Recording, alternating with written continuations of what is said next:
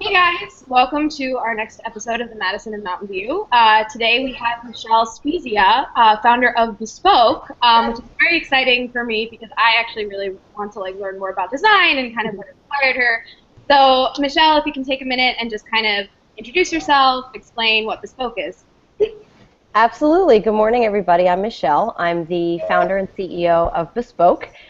We've been live for about 5.5 months, and Bespoke is the mobile browser for creatives. We basically take all of the utility tools that you need to save, share, and collaborate during the idea making process and integrate them right into the browser interface. So all from one place, you can search for amazing visual content, you can save it and organize it, and you can collaborate and communicate with other people. So we're really focusing on the idea making phase of the creative process. We feel like creatives have awesome tools to build the things they want to build, and they have great resources to take the work that they make and go through the approval process with the client and reach potential clients in the marketplace, but that the idea making phase of the process is, even though by its nature it's chaotic and spontaneous, it's really fragmented for creatives. And so we're trying to create a more holistic universe for them to have better ideas.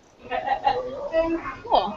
So what exactly inspired you to create it? Because, obviously I think of personally to collect inspiration for things, I often use Pinterest. And so what makes you guys different from, the other platforms out there that are meant for people to collect inspiration? So that was exactly part of it, that we felt like when my husband and I own a film company, and that's what we've done for the past 11 years. So we've always worked with other creatives, creative freelancers, small businesses, and we noticed that everybody had the same problem that we did, and that's that when you are in that phase of gathering inspiration, whether it's just on a regular daily basis, which creatives love to do, or whether it's for a specific project, we were all leaning towards consumer-based and social media products like Pinterest, like Tumblr, like Instagram, because they were really visual. So they spoke the language of the creative. But they didn't give us any of the real tools we needed to get any meaningful work done. Project management software like Basecamp, Asana, even Evernote, things that were more productivity based didn't quite serve the need either. So we thought if we took the productivity elements that real creative businesses need and combined them with the visual language that a lot of the consumer and social media apps were speaking, that we could create a really beautiful platform for creatives that would allow them to get the job done and do great work, but in an environment that's really fit for them. So you said you've been around for about 5 or 6 months now. What have you guys been doing so far to get people to adopt the platform, and kind of what tactics have you been getting your first users from? Yeah. So it's been super grassroots. We're a bootstrapped startup. The product went live at the end of September, beginning of October in 2014. So we spent the first 90 days kind of damage controlling. I mean, we had a ton of bugs. iOS 8 had just come out. So at that time, the app was actually on the App Store as a paid app. And the reason we did that was to create a little bit of a barrier for ourselves. And so at that point, it was almost like an invite only, where we were bringing in people from our existing network and getting them to try it out. And then right before the holidays, we decided, like a lot of other apps, that we'd make the app for free for the holidays to see what would happen. And we tripled our user base in 72 hours. So that was pretty awesome. I mean, we saw a nice little organic spike. And it pushed us over our milestone of reaching 500 users, which was a goal we had, and we hit it right before New Year's, which was pretty awesome. Since then, we've just been gathering a ton of user feedback. We've done a couple of little, experiments. Honestly, the most recent experiment for growth hacking that we found that's worked is we're using Periscope. So we are live broadcasting on Periscope every night, and we are not only demoing Bespoke and answering people's questions about it. We do Ask the Founder questions. We do reviews on other creative apps that we really enjoy. And in the past week, we're getting on a nightly basis as many downloads as we were getting in a whole week prior. So that's been a really awesome little experiment for us to try. So there are two things that kind of resonate really strongly with me. The one is, and they're both things that actually I'd never even heard of before. One is actually using a payment, the fact that the app has a fee as a deterrent, in a sense, where only your zealots or your really keen kind of innovators or early adopters are going to actually pay for it. But of course, you're using that, to control and send out beta invites and so on and so forth. So I think that's quite brilliant. My only question I would ask there is, when you did make it free, did you get any negative either user reviews or feedback, which is, hey, well, what the hell? I just paid for it and now it's free. That's the one. And before you answer that, the other observation that I think is really cool is how you're using a new technology like Periscope, and everybody's kind of looking at Meerkat and Periscope and not knowing how to use it. You're actually using it in a way to really create that intimacy and that connection and demo the product. So two things that I think are really brilliant. But I'm curious, did you get any negative feedback when you made it free from anyone that had actually paid for it?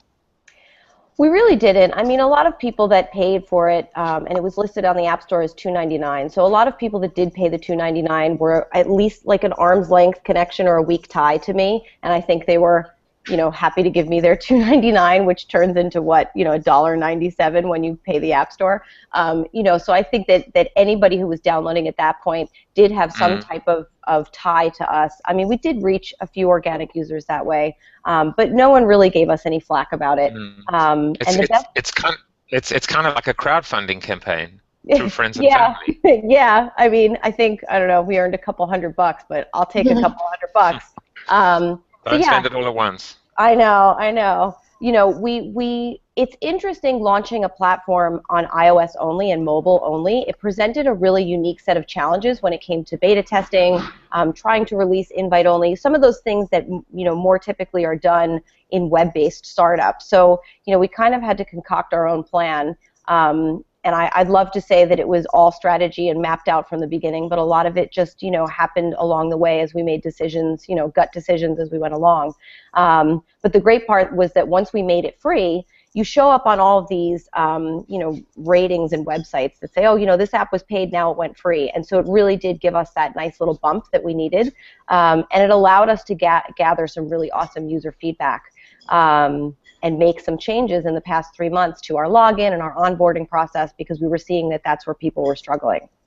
And as for Periscope, I mean, I typically was, when it first came out, I was like, oh gosh, another one of these Snapchat off. It makes me feel like an old lady when I say it, but I'm like, oh, this thing, who needs this thing?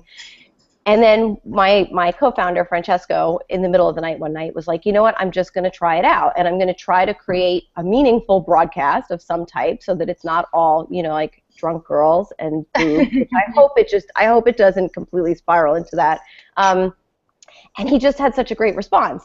Needless to say, when I got on the next night, there was 100 trolls who just wanted me to show them my boobs. But you weed all those people out, and then it really was, I mean, we were meeting people from Norway and Australia and New Zealand and London, and they were actually asking great questions about our product. So, I mean, I don't know. It could be very short term. We're watching our downloads every day, and as long as it continues to work for us as a growth hack, we'll continue to do it and hope that it doesn't fizzle out at some point. I mean, yesterday we did Mindful Monday. So every Monday in our studio we have a team culture meetup. It kind of gets us all into the office on Monday mornings. And so we broadcast that. And I'm just hoping that if people can create more meaningful content there, that it actually will be something great. So we've worked with startups in the past who were developing new browsers, and they fell into a bit of trouble with iTunes and Apple, because obviously the browser is something that, there's a constant war between Chrome and Safari. So did you have any trouble, and how is just do you feel like that's a big challenge, not just with the Apples of the world, but with consumers, getting them to, needing to educate them on using a new browser and just moving away from that very organic, almost mindless movement where they just go open the Chrome or the Safari? Yeah, I mean, I think it's a blessing and a curse. So we haven't had any issues with Apple, partly because I really don't think Apple's paying attention to me, just to say, and partly because we're built on top of Safari right now. So I guess if they were going to have a problem, I'm sure it would be more problematic if we were trying to build in on top of someone else, but we're built on our browser is based on Safari. Got it. But that being said, it has been a challenge for us from a positioning standpoint of how to position the product, because if I have a bunch of creatives in a room and I show up at a cocktail party and I say to them, oh my gosh, I just built this new browser, they're all like, who cares? We don't need a browser. But the advantage to that is that our users they're not, they're like browser atheists. Like, you know, you meet Chrome users and they're like, oh my God, I use Chrome, and they're like addicted to Chrome.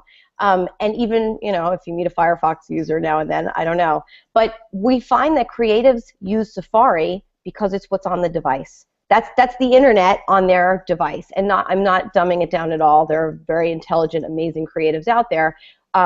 They're device savvy, but they're not necessarily choosing that browser for any particular reason. So how to position our product has been a bit problematic because we want it to be in the ideation phase. So then if you say it's a productivity tool, that can be a turnoff. And if you say it's a browser, then they say, well, who needs a browser?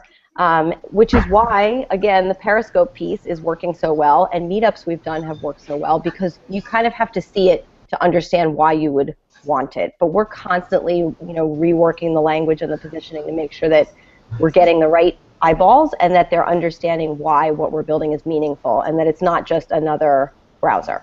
Yeah, I don't think a creative's going to get very inspired if you tell them to they're plug like, it. right, Like the right. thing, the plug it.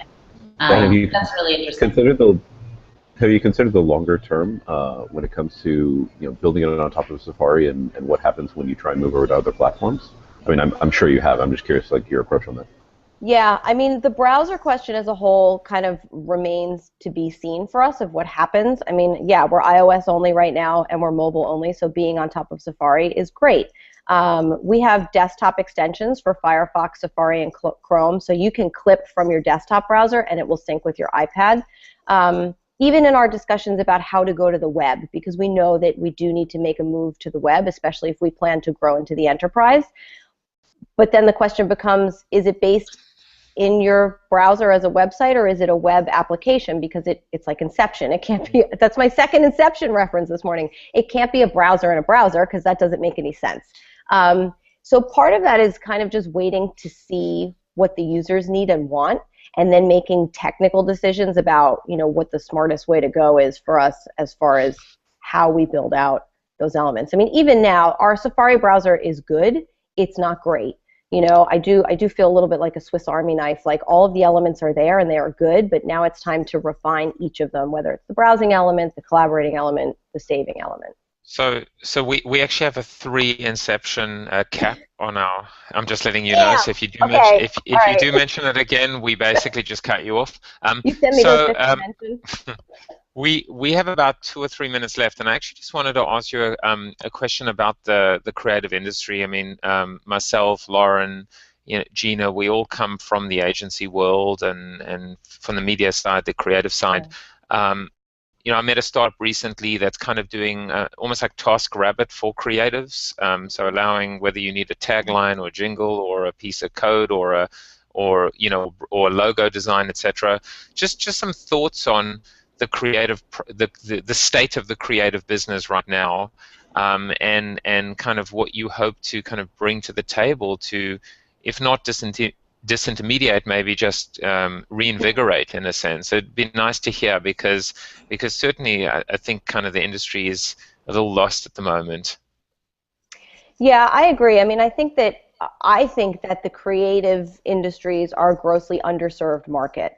Whether it's a freelancer or a small business, or, you know, it's someone in the agency space. I think that's why a lot of these smaller companies and, you know, one-off freelancers resort to consumer applications, because there's nothing that's built for them.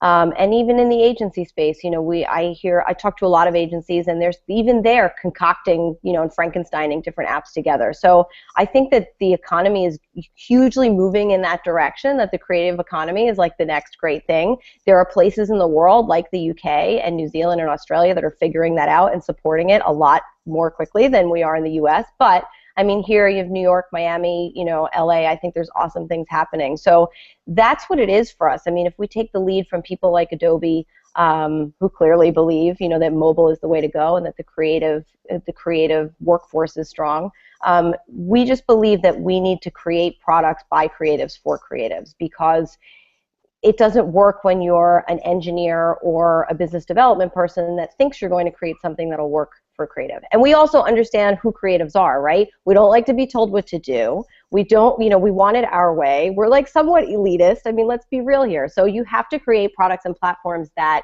engage that persona of the creative. And we hope that we're doing that at Bespoke. All right, well, thank you so much, Michele, for joining us, and we really, really appreciate you coming on, especially kind of as a hopefully creative one day. This was very informative for me, so really appreciate it. And you're a creative now, Liz. What are you talking about? Yes. Okay, all right, thank you. But yeah, so be sure to tune in next week, and thanks again. Thank you so much for having me. It was awesome. Bye. Bye, everyone. Bye.